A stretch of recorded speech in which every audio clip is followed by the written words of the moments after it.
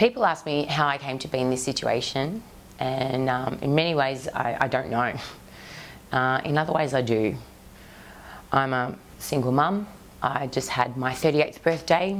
My 2 kids are in primary school, and our income is a New Start allowance and some family tax benefit, about $1,000 every fortnight, and it usually gets us by. I mean, sometimes we have to access food vouchers, and at the start of the school year I usually have to, try and get a little bit of extra money together.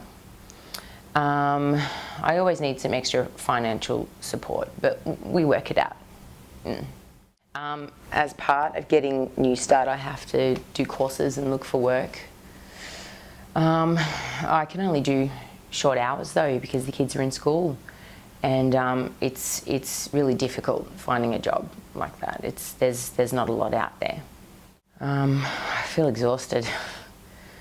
I left a violent relationship with my kid's father, and it just affected my mental and physical health. Just made me so much worse. I was making desperate choices for a while there, and well, things have been looking up though since we got temporary housing through Launch Housing.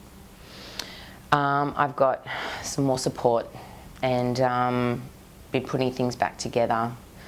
It's been about 5 years of struggling, leaving our old house with the kids. There's a lot going on. Emotional, mental, physical, legal, it's all really daunting. Sometimes I just want to hide and ignore it all and just run away from it, but I know that'll just make for bigger problems. Luckily, we're in low-cost housing, and we haven't been here very long.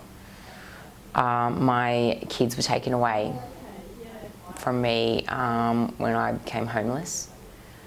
So a single woman in her late 30s whose ex-partner in and out of prison is not a priority for housing services.